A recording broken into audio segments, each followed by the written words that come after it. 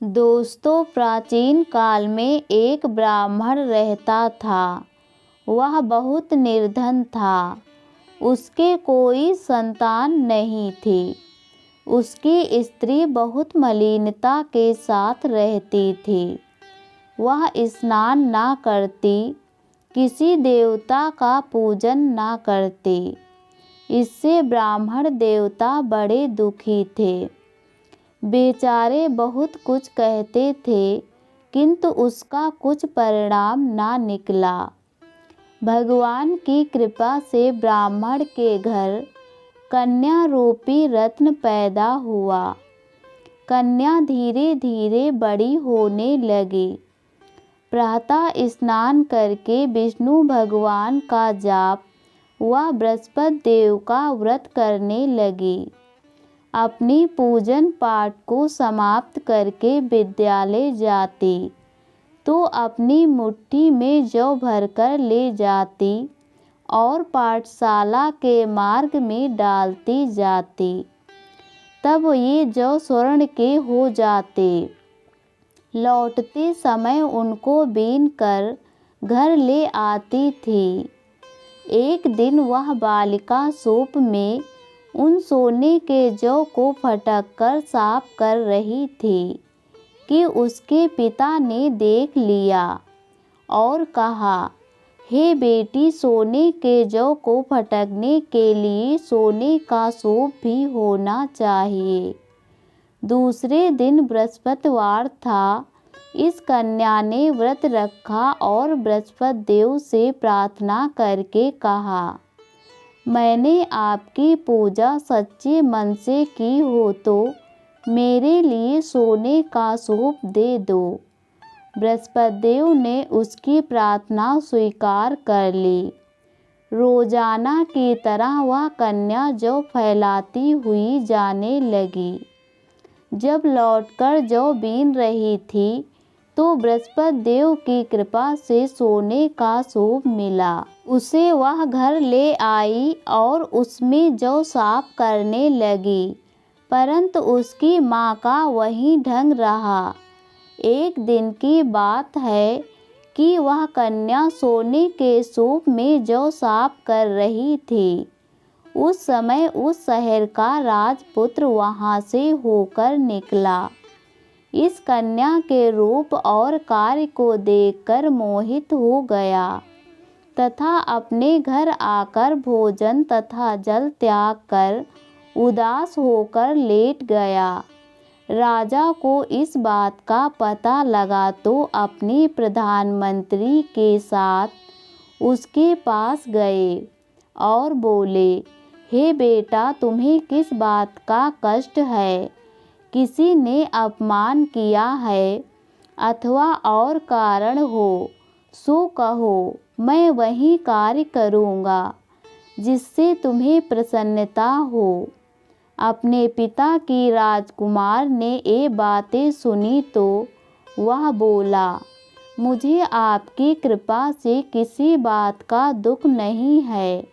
किसी ने मेरा अपमान नहीं किया है, परंतु मैं उस लड़की से विवाह करना चाहता हूँ जो सोने के सूप में जौ साफ कर रही थी। यह सुनकर राजा आश्चर्य में पड़ गया और बोला, हे बेटा, इस तरह की कन्या का पता तुम ही लगाओ। मैं उसके साथ तेरा विवाह अवश्य ही करवा दूंगा। राजकुमार ने उस लड़की के घर का पता बतलाया। तब मंत्री उस लड़की के घर गए और ब्राह्मण देवता को सभी हाल बतलाया। ब्राह्मण देवता राजकुमार के साथ अपनी कन्या का विवाह करने के लिए तैयार हो गए तथा विधि विधान के अनुसार ब्राह्मण की कन्या का विवाह राजकुमार के साथ हो गया। कन्या के घर से जाते ही पहले के भांति उस ब्राह्मण देवता के घर में गरीबी का निवास हो गया। अब भोजन के लिए भी अन्न बड़ी मुश्किल से मिलता था। एक दिन दुखी होकर ब्राह्मण देवता अपनी पुत्री के पास गए। बेटी ने पिता की दुखी अवस्था को देखा और अपनी माँ का हाल पूछा। तब ब्राह्मण ने सभी हाल कहा। कन्या ने बहुत साधन देकर अपने पिता को विदा कर दिया। इस तरह ब्राह्मण का कुछ समय सुखपूर्वक व्यतीत हुआ। कुछ दिन बाद फिर वही हाल हो गया। ब्राह्मण फिर अपनी कन्या के यहाँ गया और सारा हाल कहा। तो लड़की बोली, हे पिताजी, आप माताजी को यहाँ लिवा लाओ, मैं उन्हें विधि बता दूंगी, जिससे गरीबी दूर हो जाएगी। ब्राह्मण देवता अपनी स्त्री को साथ लेकर पहुँचे तो अपनी माँ को समझाने लगी, हे माँ, तुम प्रातःकाल प्रथम स्नान आदि करके विष्णु भगवान का पूजन करो तो सब दरिद्रता दूर हो जाएगी। परंतु उसकी माँ ने एक भी बात नहीं मानी और प्रातःकाल उठकर अपनी पुत्री के बच्चों की जूठन को खा लिया। इससे उसकी पुत्री को भी बहुत गुस्सा आया और एक रात को कोठरी में सभी सामान निकाल दिया और अपनी माँ को उसमें बंद कर दिया। प्रातःकाल उसे निकाला तथा स्नान आदि करा के पाठ करवाया तो उसकी माँ की बुद्धि ठीक हो गई और प्रत्येक बृहस्पतिवार को व्रत रखने लगी।